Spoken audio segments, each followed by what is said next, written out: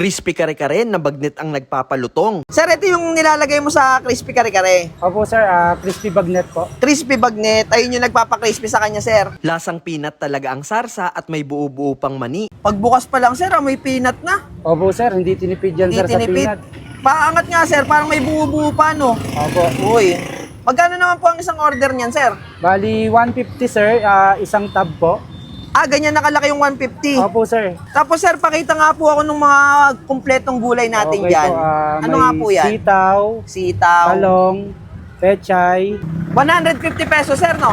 Opo sir, opo. Good for 2 to 3 persons na po. Good for sharing na, sir. Opo sir. Sige, sir, pa-order po ako ng isang crispy kare-kare nyo. Ayan na, sir, gulay muna. Opo, gulay po. Kompletong gulay muna ang ilalagay Yes, po. natin. Pagtapos niyan, sir, ng gulay, Sauce na po. sauce. Ayan. Ang iyong peanut sauce. Sige nga, sir. Sir, pwede dito natin i-ano, sir, para makita nila kung gaano kadami. Uy. Uy, grabe yun. Uy, isang ano, puno na agad, sir. Opo.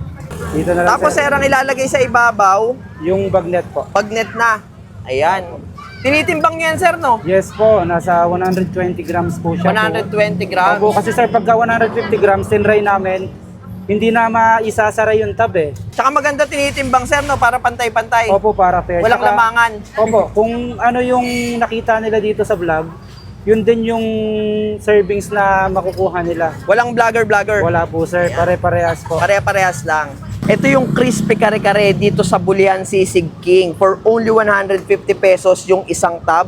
Tapos ang nagpapa-crispy sa kanya at ang laman ng kare-kare niya ay crispy bagnet na tinitimbang kaya walang lamangan kung gaano kadami. Kahit vlogger o hindi, ganito yung servings na matatanggap nyo. Ganyan siya kadami. Tapos yung gulay niya nasa ilalim. Tapos kagandahan dito, may crushed peanut pa sa ibabaw. At yung sarsa niya, may mga buo-buo pang peanut. Kitang-kita nyo naman, no? Pagbukas pa lang nung sarsa neto, amoy peanut na talaga. Tikman naman natin siya.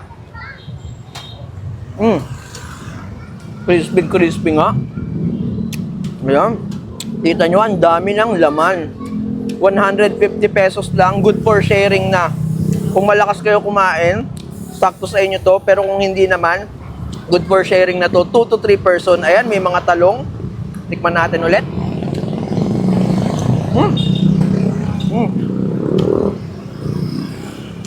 Hindi ko alam kung naririnig nyo, pero napaka-crispy nito. At yung sarsa nito ay malasa talaga, lasang peanut.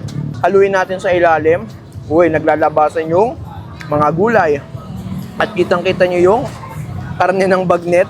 Ang lalaki talaga. Pero syempre, hindi makukompleto ang kare-kare kung walang bagoong alamang. Ito yung kanilang bagoong alamang. Ilagay nyo na lang, pero ako kasi hindi ako naglalagay ng bagoong sa kare-kare. Yan. Sarap niya ito, guys. May bago na naman kayong pupuntahan. Kung cravings nyo ay kare-kare or something crispy, puntahan nyo tong crispy kare-kare. Dito yan sa Bulian Sisig King. Yan, no? Last bite. Wow. Saan po kayo located dito sa Bulian, sir?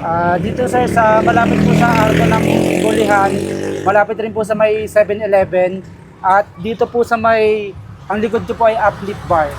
Anong oras po kayo nagbubukas dito, sir? Bali 8 p.m. to 3 a.m. po. Monday to Sunday po yun, sir? Yes po sir.